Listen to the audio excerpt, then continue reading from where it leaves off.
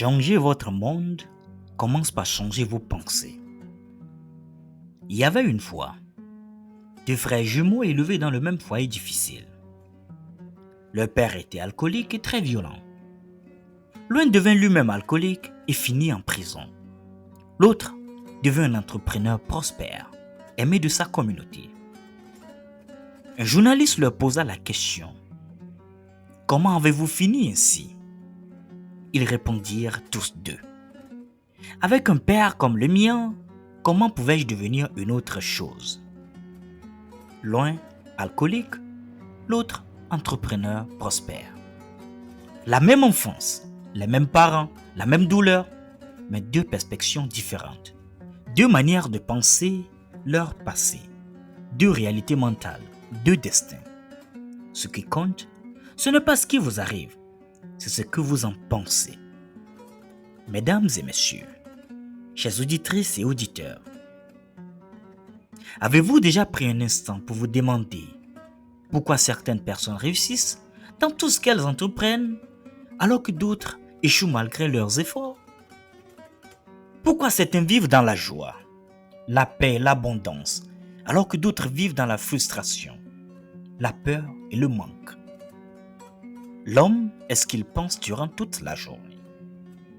Il y a alors un pouvoir que vous portez en vous à chaque instant, invisible mais omniprésent, silencieux mais déterminant. Ce pouvoir, c'est celui de vos pensées. Là où l'eau a stagné, les moustiques y prospèrent. De même, là où les pensées restent dans le négatif, les souffrances grandissent. Alors que semez-vous dans le champ de votre esprit, car ce que vous semez, vous le récolterez. Nous vivons dans un monde où blâme le destin tout le monde, les circonstances, les autres. Mais peu regardent à l'intérieur, là où tout commence réellement. Car vous êtes ce que vous pensez, ni plus ni moins. Un jeune homme demanda à un sage: « Maître, comment puis-je changer ma vie ?» Le maître répondit: « Change tes pensées, car là où tes pensées vont, ton énergie suit. Et là où ton énergie va, ta vie s'épanouit ou s'effondre. Là où va la tête, les pieds suivent. Et si votre esprit est rempli d'échecs, vous n'irez jamais loin, même avec les meilleures opportunités. Mais si votre esprit est rempli de victoires, même la défaite vous propulsera en avant. Votre réalité extérieure n'est que le reflet de votre monde intérieur. Votre santé, vos finances, vos relations, votre succès ou votre échec ne sont que les prolongements de vos pensées les plus dominantes. Tel un homme pense dans son cœur, tel il est. Imaginez un instant votre esprit comme un jardin. Chaque pensée que vous cultivez est une semence. Si vous semez la peur, vous récolterez l'angoisse. Si vous semez la haine, vous récolterez la solitude. Et si vous semez l'amour, la foi et la confiance, alors votre vie s'épanouira. Le problème, c'est que beaucoup vivent en pilotage automatique. Ils pensent sans filtrer, absorbant l'énergie négative des médias, des réseaux sociaux, des proches toxiques ou de leur passé non guéri. Prenez un instant et posez-vous cette question. Que suis-je en train de semer dans mon esprit au quotidien? Un vieux sage grand-père enseignait à son petit-fils: « Mon enfant, à l'intérieur de chaque être humain, une bataille se joue entre deux loups. L'un représente la colère, l'envie, la peur, le regret, l'avidité, le ressentiment.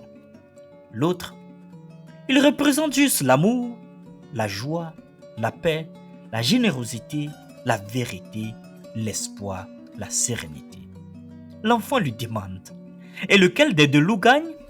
Le sage répondit: « Celui que tu nourris. » Alors, cette parabole est universelle. Vos pensées nourrissent l'un ou l'autre. Vous devenez ce que vous alimentez chaque jour.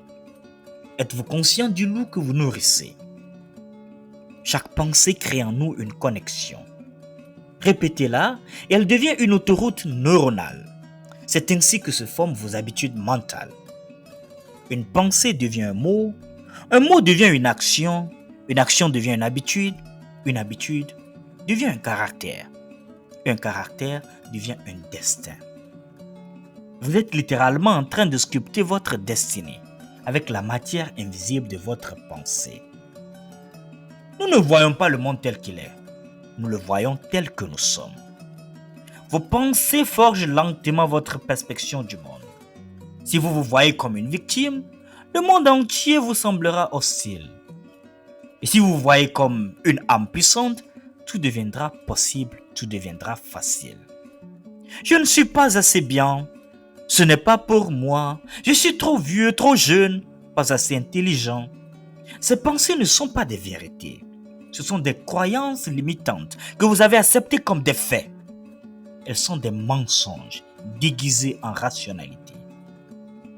Thomas Edison a été qualifié de mentalement lent par ses professeurs. Sa mère l'a retiré de l'école, croyant en lui. Il est devenu l'un des plus grands inventeurs de l'histoire. Ce que vous croyez de vous détermine ce que vous devenez.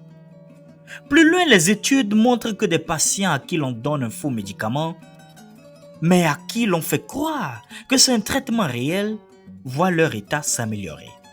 L'effet placebo. Pourquoi? Parce qu'ils croient qu'ils sont en train de guérir. Le cerveau, très influencé par la pensée, libère les bons signaux chimiques, même sans médicaments. Cela prouve que votre corps obéit à vos pensées dominantes. La guérison, le bien-être, la confiance ne viennent pas toujours de l'extérieur. Ils peuvent naître d'un changement intérieur profond. Votre imagination est alors un laboratoire spirituel. Ce que vous y projetez avec foi commence à se manifester. Ce que l'esprit peut concevoir et croire, il peut l'accomplir. Et dans un monde bruyant, prendre le temps de méditer devient essentiel. Ce n'est pas un luxe, mais une discipline. Et c'est ce même silence qui vous permet de reprendre le contrôle de votre esprit, de calmer les vagues du doute et de reconnecter avec votre essence. Très souvent, respirez profondément, observez vos pensées, remerciez, et vous verrez que la journée se réajustera automatiquement. Vous attirez ce que vous êtes et non ce que vous voulez. L'univers est comme un miroir. Il reflète la vibration que vous émettez.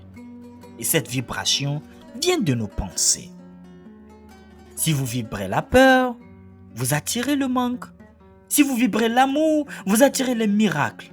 Si vous vibrez la foi, vous attirez des opportunités. Changez votre fréquence mentale et votre monde changera. La plus grande découverte de ma génération est que l'homme peut changer sa vie en changeant sa façon de penser. Sur ce rien du tout, ne changera durablement à l'extérieur tant que vous ne changez pas à l'intérieur. Et ce changement commence aujourd'hui. Vous êtes ce que vous pensez. Vous serez ce que vous décidez de penser à partir de maintenant. Chaque jour, vous avez le choix de bâtir, d'élever, de guérir ou de détruire.